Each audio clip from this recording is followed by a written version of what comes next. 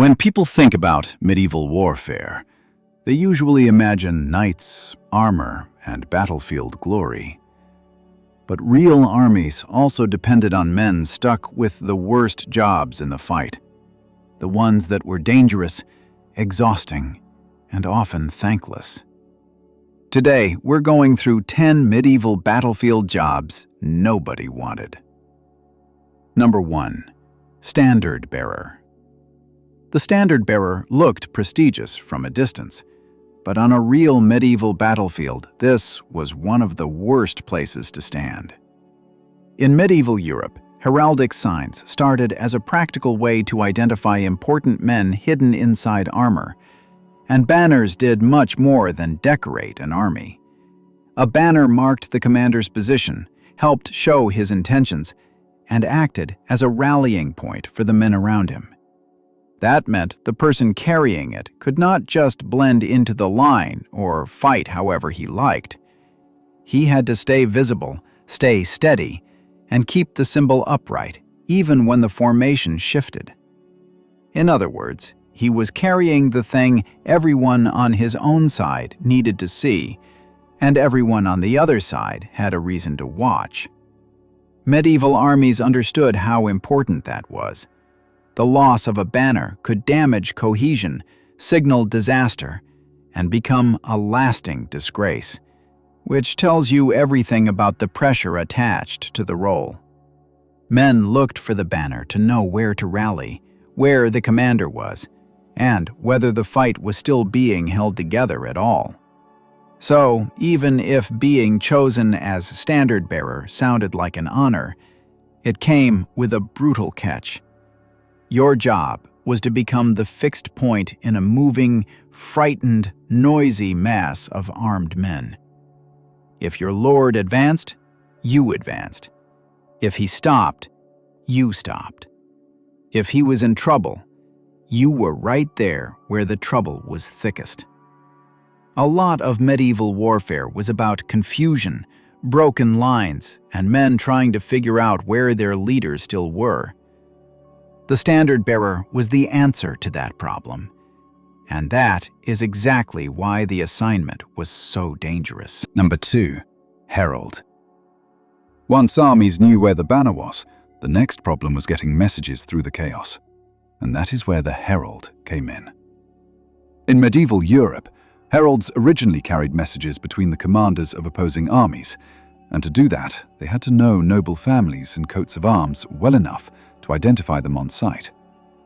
That sounds almost clerical, until you remember where the work happened.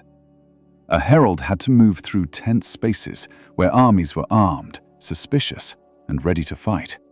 And he had to speak with enough authority to represent a lord without actually being the lord. By the 14th century, rulers valued heralds even more, because their knowledge of who was who on the field could be turned into military information. The same men also had a public voice in tournaments and formal challenges, which meant they were expected to speak clearly, remember names, and get protocol right. So this was not just a messenger with a good memory. It was a man expected to recognize powerful nobles under battlefield conditions, deliver the right words to the right people, and do it in a culture that praised formal procedure, but did not always follow it. Medieval warfare had rules, but it also had moments when those rules broke down completely. Siege accounts even preserve cases where diplomatic norms were ignored during negotiations. That means the herald's safety depended partly on shared custom and partly on everybody else staying calm, which was never something you could count on near a fight. He was not usually first into combat, but he was still working in one of the most unstable zones in the army, the narrow space between order and violence. Even his clothing could mark him out, because heralds wore the arms of their masters on their tabards, making them visible representatives rather than anonymous riders. Number 3. Squire. The squire is one of those medieval roles people imagine as glamorous until they look at the actual job description. A squire was usually a teenage trainee knight, and even the word itself comes from the idea of a shield bearer, In practice, he had to look after a full knight in peace and war, which meant cleaning weapons, polishing armor, looking after horses, helping his master dress for battle, and holding the shield until it was needed. Other sources add the extra lances and the several horses a knight might bring. So the battlefield squire was not some bystander watching history happen from a safe spot. He was right there in the logistics of combat, handling expensive equipment, managing animals that could panic, and making sure a heavily armored fighter had what he needed at the moment he needed it. That sounds manageable in a courtyard. It sounds much worse once a mounted charge fails. Men are dismounting, horses are moving in different directions, and your whole role depends on staying useful while everything around you becomes less organized by the second. The squire could dream of becoming a knight one day, but the apprenticeship itself was rough. His training even involved harder practice weapons in some cases, so that real fighting would feel easier by comparison. He carried responsibility without full status, worked close to danger because his master worked close to danger, and did the kind of practical battlefield labor that chroniclers usually skip over because it was not heroic enough. But without squires, a lot of knights would have been slower, less organized, and easier to isolate in combat. That made the role essential, and also deeply unpleasant for the person doing it. The squire was supposed to be learning war, but a lot of that learning was really service, pressure, and battlefield improvisation. Number 4. Pavis man. Not every hated battlefield job belonged to the mounted elite. Some of the worst work was done by infantry specialists, and the pavis man is a perfect example. The crossbow was a powerful weapon in late medieval Europe, but it had a problem that everyone understood.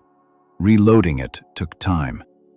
That is why armies used the pavis, a large shield meant to protect crossbowmen while they loaded.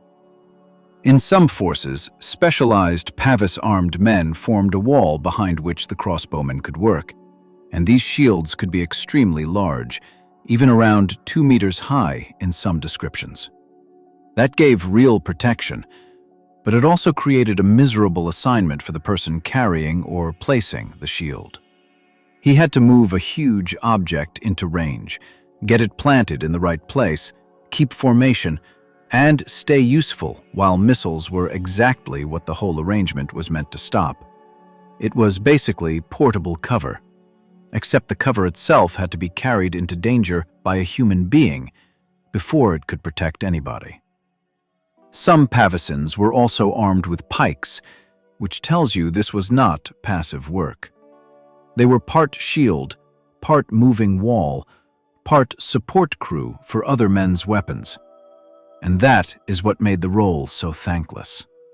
If it worked, the crossbowman got the credit for the shooting.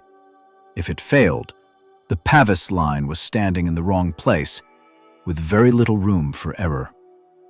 Medieval armies kept using the system because it solved a real tactical problem. But from the point of view of the individual soldier, this was one of those jobs where your reward for doing it right was that somebody else got to keep firing.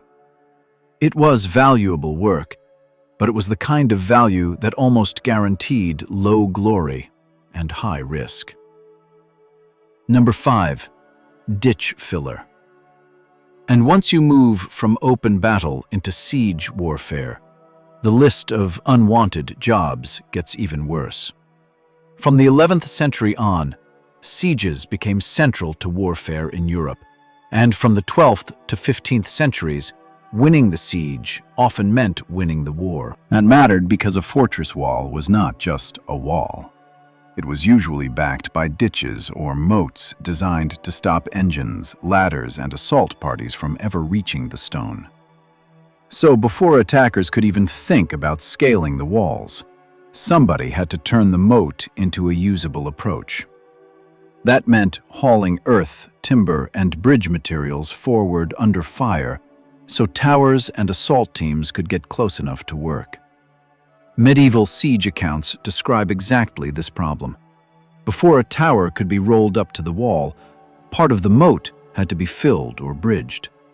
Meanwhile, the defenders had height, cover, and a wide menu of ways to make life miserable for the men below, including arrows, bolts, rocks, hot coals, boiling water, and heated sand.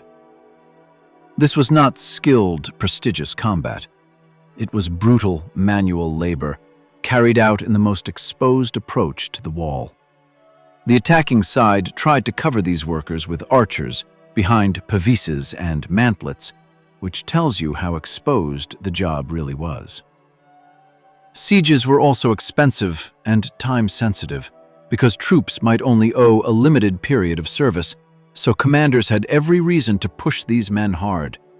And unlike the image people often have of medieval war, the men doing this were not charging in for a dramatic single clash. They were lifting, dragging, dropping, and repeating the process, while defenders concentrated on the exact stretch of ground they had to cross. If there was ever a battlefield assignment that felt like being volunteered for punishment, this was it. Before any dramatic breach or heroic entry, armies often had to spend hours just trying to make a workable path across a few deadly meters of ground. Number 6. Ladder Man. After the ditch was dealt with, things still did not get better, because now someone had to go up. Medieval siege warfare eventually came down to the old answer everyone dreaded: scaling ladders and direct assault. Sources on European sieges are very clear that once an all-out attack began, close combat on the walls was almost unavoidable. Siege towers could make the approach easier, at least in theory, but even those had to be built on site, rolled forward by manpower or oxen, and brought into contact with the wall after the moat problem had been solved. At Lisbon in 1147, the assault towers were said to be over 24 meters high, which gives you an idea of the scale involved. None of that changed the basic fact that real people still had to be the first ones up the ladders or across the tower's bridge. Defenders were not just waiting politely. They shot fire arrows at towers, hurled missiles down on attackers, and used the advantage of height every second they could. Even the towers themselves could be modified with drawbridges, lower platforms, or suspended rams, but all those clever features still depended on ordinary soldiers being willing to cross into the wall face. The whole logic of the castle wall was to make upward assault slow, crowded, and costly. For the men at the front of the ladder, there was no elegant cavalry image, no room to maneuver, and no easy retreat once the climb started.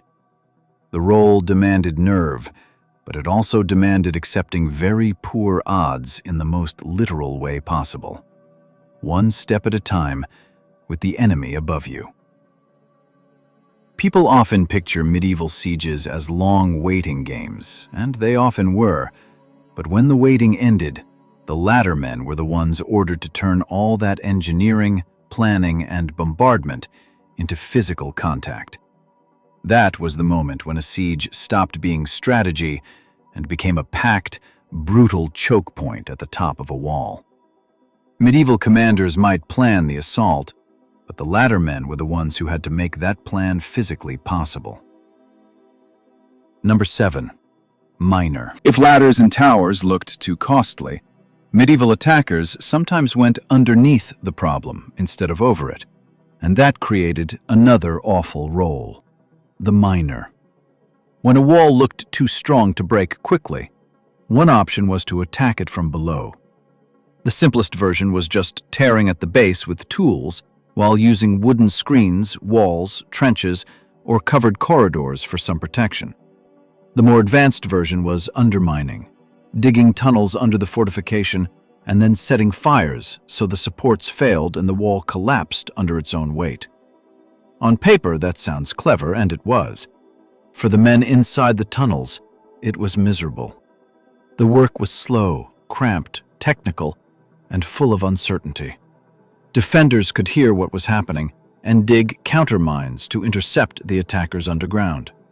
Once that happened, They could smoke them out, start fires of their own, or deliberately collapse the tunnels. In other words, this was a battlefield job where the enemy might not even be visible when they were trying to kill you. One famous English example came at Rochester Castle in 1215, when miners brought down a corner of the keep after setting a huge fire in the tunnel with wood and pig fat. Defenders had already tried to make this kind of work harder by favoring round towers and protective stone bases that were more difficult to attack from below. That story survives because the tactic worked, but it also shows how specialized and extreme the job could become. Mining was the opposite of the knightly image of medieval war. No banners, no horses, no heroic charge, just men underground with tools, listening for enemy digging and hoping the structure above them failed before the space around them did.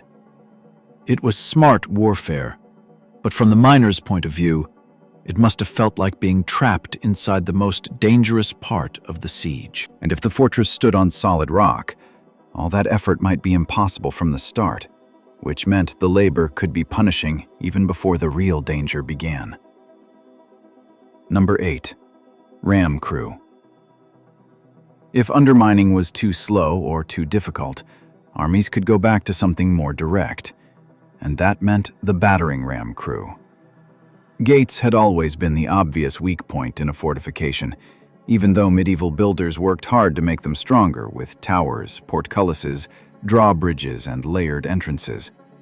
Attackers still kept coming back to the same idea. A door was still a door, and maybe enough force would break it. That is where the ram crew came in. A medieval battering ram was usually a huge log, often fitted with a metal head, and it could be carried by a group of men mounted on wheels or hung from a frame to swing harder into the target. Some were given a wooden or iron-covered roof for protection from missiles, which is a detail that says a lot all by itself. The men operating the ram had to get right up to the strongest, best-defended point of the whole fortress and stay there long enough to make repeated blows count. Meanwhile, the defenders could try to overturn the ram with ropes, chains, and hooks, or attack the crew from above. So this role combined the worst parts of siege labor and assault fighting at once. It was repetitive, exhausting, noisy, and done at point-blank range against a structure designed to resist exactly this sort of punishment. There is also something especially bleak about the ram crew, because the work was so physical and so obvious. Medieval attackers also used huge drills and hooks against walls, gates, and drawbridges, which shows how many variations existed on the same miserable idea. Get close, keep pushing, and hope the structure gives way first. Everybody could see what you were trying to do. Everybody knew where you had to stand to do it, and unlike a cavalry attack, there was no burst of speed to carry you through. Success depended on staying in place, keeping rhythm, and trusting that the gate would fail before the men above you found a way to stop the attempt. And because medieval gatehouses were often loaded with defensive layers, the ram crew was not really striking the weakest point so much as the point everyone had spent years hardening. Number 9. Gunner. By the later Middle Ages, European warfare added a new specialist whose job could be just as dangerous to his own side as to the enemy: the gunner. Gunpowder artillery appears in Europe in the early 14th century.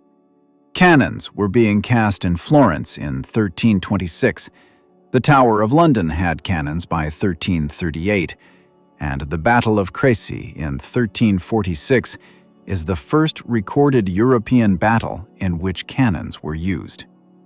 That sounds like the beginning of a military revolution, and in the long run it was. But early gunners were working with weapons that were expensive, awkward, difficult to move, hard to supply with powder, and not fully trustworthy. Medieval sources and later summaries are blunt about this. Early bombards could be more dangerous to the men firing them than to the target. The best-known example is James II of Scotland, who was killed by an exploding cannon at the Siege of Roxburgh in 1460.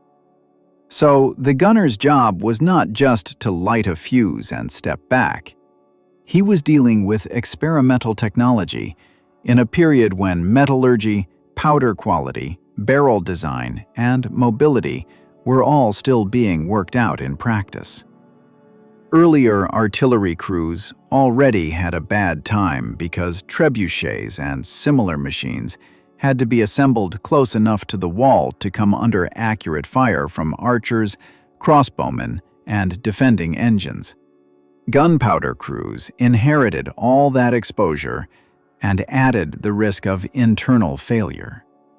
Yet armies kept investing in them because once artillery improved, it changed siege warfare for good. By the 15th century, smoother barrels, heavier batteries, and cast iron shot made cannon fire much more effective, to the point that old static defenses were in real trouble. That is what makes the medieval gunner such a perfect entry on this list. He was doing the future of war before the future was safe enough to handle. In a sense, he was both specialist and experiment at the same time. Number 10. Surgeon. And after all these jobs had done their work, somebody still had to deal with the result, which is why the battlefield surgeon may have had one of the grimmest roles of all. Medical evidence for early medieval Europe suggests that surgery was usually treated as a last resort, especially in a world without antibiotics, hygienic operating conditions, or modern anesthesia. Even so, battle created the kind of trauma that could force intervention, whether practitioners liked it or not. Modern historical work on early medieval medicine notes that surgery might be the only possible course in some traumatic injuries from battle, and that warfare produced injuries on a scale and urgency very different from ordinary life. Later studies of the profession show that surgeons were often craftsmen, frequently barbers, and that they commonly accompanied armies to work near the battlefield. Military officers even hired their own surgeons for campaigns, and barber surgeons became some of the first healthcare workers to focus directly on soldiers in peace and war. This was not just theory in books either. Figures like the English surgeon John of Ardern served in France in campaigns where gunpowder warfare was already appearing. None of that made the job pleasant. The surgeon got none of the social shine attached to knighthood, but he still lived close to armies, worked under pressure, and dealt with the hardest consequences of every bad decision made earlier in the day. He needed practical skill more than status, speed more than ceremony, and a strong stomach without the comfort of reliable pain control or modern infection management. He also had to handle the practical basics of trauma care, from wounds to fractures, in conditions that were nothing like a stable hospital environment. In a lot of medieval storytelling, glory belongs to the charge, the banner, or the breach. In real military history, somebody had to stay behind those images and keep men alive with limited tools in very poor conditions. That somebody was the surgeon. And even in an age full of hard jobs, this was one of the few that could be exhausting, essential, and grim without ever being celebrated.